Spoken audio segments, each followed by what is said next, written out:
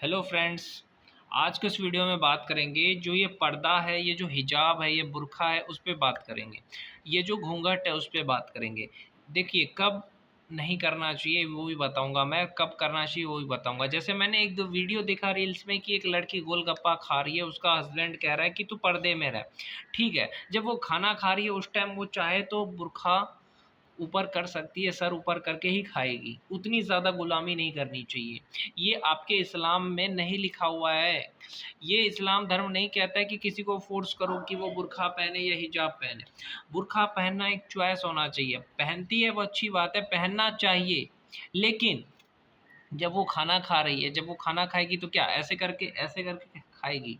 ऐसे एक हाथ से उठा के खाएगी? ये तो एक जुर्म होता है।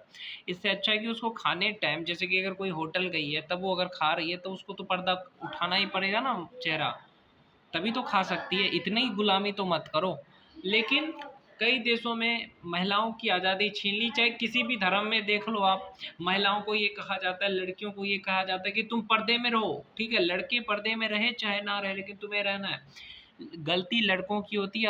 अपने गंदी नज़रों से लड़के जब लड़कियों को देखते हैं, औरतों को देखते हैं, वो गलत नहीं दिखता। बस लड़कियों औरतों को घूंघट में डाल दिया। घूंघट प्रथा है एक राजस्थान में, जहाँ पे घूंघट यहाँ तक डालना होता है औरतों को, अच्छी बात है। लेकिन मेन क्या है कि नज़रों की हिफाजत करें ना। कोई लड़की किसी लड़के को गलत नज़र से देखे, ना कोई लड़का किसी लड़की को गलत नज़र से देखे। ज़्यादातर लड़के देखते हैं गलत नज़र से, और गलत नज़र जा भी रहा है तो सर झुका लो। लड़कों से यही कहूँगा कि अगर आपकी नज़र किसी औरत पे पड़ी, वो खूबसूरत है, किसी आंटी पे पड़ी, किसी लड़की की पड़ी, तो अपने नज़र को झुका लेना है, क्योंकि नज़र इससे गंदा हो जाता है। याद रखना, अपनी नज़रों की हिफाजत करनी है, नज़र को पाक रखनी है, नहीं तो नज़रें गंदी हो जाती है। आप कुरान पढ़ो, उसमें क्या कहा है कि नज़र को हिफाजत करना है।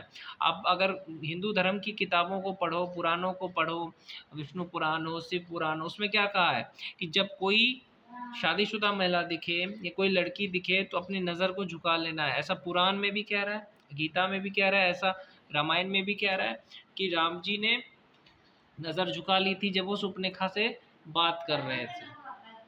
उसी तरीके से गीता में ये कहा गया है कि जब माया सामने हो तो नज़रें झुका लेना चाहिए। माया का मतलब है लड़की, ये लड़का कुछ भी हो सकता है। लड़कों के लिए लड़की हो सकती है माया, और लड़कियों के लिए लड़का हो सकता है माया। तो उससे नज़र झुका करके रहना चाहिए, तभी आप बच सकते हो। अपनी नज़र गलत चीज़ों में नहीं देखना चाहिए। गलत चीज़ें ना देखो, ना सुनो, ना बोलो। तो नज़रों की हिफाजत करो, किसी भी धर्म के हो, और गलत चीज़ों से आपको बचना चाहिए। ये पर्दा चॉइस होना चाहिए। पर्दा जो मुस्लिम लड़कियां करती है उसको मैं 100% सपोर्ट करता हूँ। वो इसीलिए क्योंकि पर्दा जब आप करती हो तो आपका पूरा बदन ढका रहता है, लेकिन हल्का कपड़ा होना चाहिए। मैं मुस्लिम बहनों से भी कहूँगा, ऐसा कपड़ा नहीं आप टाइट पहन लो, हल्का कपड़ा होना चाहिए जिससे कि पूरा बदन ढका रहे। और हिंदू बहनों से भी कहूँगा, जब आप घूंघट करोगी तो ये अच्छी बात है। ये लड़कियों से कहूँगा, अपने सर पे एक स्कार्फ बांध लिया करो, जो भी स्कार्फ है। बाल खुले नहीं होना चाहिए लड़कियों का। और कभी भी आजकल जो चला है वेस्टर्न अंग्रेजों जैसा, यहाँ पे कटा हुआ है, यहाँ पे कटा हुआ है छोटी छोटी बच्चियों का, ये गलत चीज़ है। ये आपको संस्कारी नहीं बना रहा है, ये आपको गलत चीज़ें सिखाई जा रही है अंग्रेज़ों के द्वारा। आजकल वैसे ड्रेस भी आ रहे हैं, लड़कों को देखो फटा जीन्स पहन रहे हैं, तो इन सब चीज़ों से आपको बचना है। टैटू नहीं बनवाना चाहिए। जो गलत चीज़ है वो गलत चीज़ है।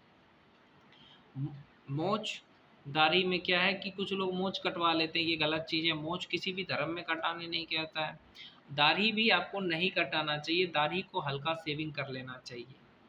दाढ़ी मोछ नहीं कटाना चाहिए। हिंदू धर्म में भी जब कोई मर जाता है तब कटवाते हैं, इतना अकल नहीं है तुमको। और मुस्लिम धर्म में तो दाढ़ी रखना ही चाहिए। तो यही कहूँगा कि धर्म को फॉलो करिए, चाहे आप किसी भी धर्म को करें तो पूरा करो। किसी पे जुल्म नहीं करना है, किसी की आज़ादी नहीं छीननी है। जिहाद का मतलब क्या होता है? मुसलमान सोचते हैं जिहाद का मतलब होता है मासूम लोगों को कत्ल करना। नहीं, जिहाद का मतलब क्या होता है इसको समझो, अपने अंदर की बुराइयों को मारना। जिहाद ही करना है ना, तो अपने अंदर की बुराइयों के साथ जिहाद करो, अपने अंदर की बुराइयों को मारो। ये होता है जिहाद। आपके अंदर अगर कुछ बुराई है, बदनज़री है, लोगों के खिलाफ ईर्ष्या है, उस चीज़ को मारना है, गलत चीज़ों के लिए जिहाद करना है। कोई ऐसा है नेता या कुछ भी जो गलत कर रहा है, उसके खिलाफ आपको जिहाद करना है। जिहाद का मतलब ये नहीं है कि बेकसूर लोगों को मारना, ये जिहाद नहीं है। कई जो भी आतंकवादी हैं ना, वो इस्लाम को नहीं समझते हैं, कुरान को नहीं पढ़ते हैं, हदीस को नहीं पढ़ते हैं, बस उनका एक ही चीज़ होता है कि हमें जन्नत मिलेगा। ये सब करने से जन्नत नहीं मिलता, अच्छा काम करने से जन्नत मिलता है। और हिंदुओं से कहूँगा कि ऐसे जय श्री राम बोल करके मुस्लिमों को मारने से कुछ नहीं होगा, राम जी को बदनाम मत करो। अगर करना ही है तो किसी भी जाति की मदद करो। अभी फ़िलिस्तीन में बच्चे तड़प रहे हैं भूख से, उनको मार दिया जा रहा है इजराइल के द्वारा। कोई अरब देश सपोर्ट क्यों नहीं कर रहा है? किसी को कोई परवाह नहीं है। लेकिन अगर आप एक इंसान हो तो उसको सपोर्ट करो फ़िलिस्तीन को, ताकि वहाँ के जो बच्चे हैं, जो मुसीबत में हैं, उनका दुःख दर्द आप समझो, उनके लिए दुआ करो, उनके लिए प्रार्थना करो, फ़िलिस्तीन के साथ खड़े रहो। क्योंकि ये इज़राइल और अमेरिका जैसा जो देश है ना, वो आपको बर्बाद करने के लिए, हर देश को, हर दुनिया में वो तबाही मचाने के लिए है। जैसे बांग्लादेश में देख लो, अमेरिका ने बर्बाद कर दिया, अब वहाँ पे भी वो अपना कोई नमूना बिठा देगा अपने फ़ायदे के लिए। इराक को बर्बाद कर दिया सद्दाम हुसैन को मरवा करके, ईरान को बर्बाद करने के लिए कोशिश कर रहा है। तो ये अमेरिका ही सब जितना भी लड़ाई है उसका जड़ है। चाहे वो भारत पाकिस्तान का लड़ाई हो, भारत के दिल में ज़हर घोल दिया कि पाकिस्तान दुश्मन है, पाकिस्तान के दिल में ज़हर घोल दिया कि भारत दुश्मन है। तो ये अमेरिका का क्या चाल है कि सबसे लड़ाई करते रहो, अपना देश तरक्की उसका करते रहे। तो इस सब चीज़ को समझो और अमेरिका की चाल में कभी मत आना। मैं सबसे कहना चाहूँगा, हिंदू हो या मुसलमान हो, और ख़ास करके दलित भाइयों से भी जो हिंदुओं को गालियाँ देते हैं, ब्राह्मणों को गालियाँ देते हैं, मत दो किसी भी जाति को गाली। ऐसा बाबा भीमराव अंबेडकर साहब ने नहीं कहा है कि जैसा कि आप सोच रहे हो कि अंबेडकर साहब ने ऐसा कहा होगा, नहीं। अंबेडकर साहब ने ऐसा नहीं कहा है कि गालियाँ दो। अंबेडकर साहब ने कहा है कि हर धर्म का इज़्ज़त करो, तभी तो उसने धार्मिक स्वतंत्रता का अधिकार दिया, नहीं तो नहीं देते, कहते कि मत मानो। तो अंबेडकर जी को समझो पहले, या मुसलमानों को बोलूँगा कुरान को समझो, फिर किसी से नफ़रत करना। हिंदुओं से कहूँगा गीता को, रामायण को समझो, पुराण को समझो, वेदों को समझो, फिर मुसलमान से या दलित से बहस करना। किसी भी धर्म को कोई भी नीचा दिखाता है, चाहे कोई दलित हो, चाहे मुसलमान को नीचा दिखा रहा हो, तो ये गलत चीज़ है। कोई भी धर्म हो, अगर उसको आप नीचा दिखा रहे हो तो आपसे बड़ा घटिया इंसान कोई नहीं है। आप नहीं मानते भगवान को, कोई बात नहीं है, लेकिन दूसरे का जो मानते हैं उसके आस्था पे चोट नहीं पहुंचाना है आपको। बहुत सारे मुसलमान भाई भी मैं देखता हूँ कि गाय को लेकर के कुछ ना कुछ कमेंट करते रहते हैं।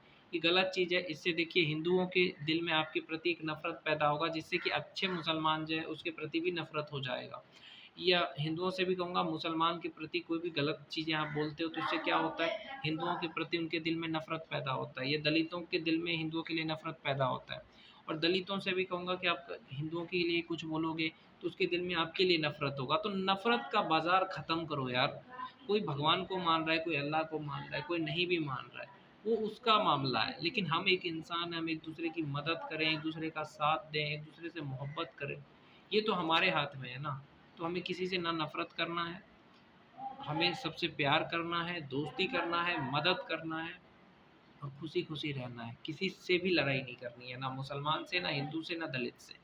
क्योंकि ये हिंदुस्तानी है हम लोग, समझे। हिंदुस्तानी किसी से नहीं लड़ता है। हमारे लिए पूरी दुनिया, चाहे सऊदी अरब हो, अमेरिका हो, इंग्लैंड हो, जितनी पूरी दुनिया है, सब हमारा पड़ोसी है। और हमें सबके साथ दोस्ती के साथ रहना चाहिए। किसी भी देश से लड़ाई झगड़ा नहीं करना है। देश दुनिया में जो चल रहा है वो भारत की संस्कृति नहीं है, इस चीज़ को समझिए। इसलिए कहता हूँ कि मेरा प्यारा हिंदुस्तान। जय हिंद, जय भारत।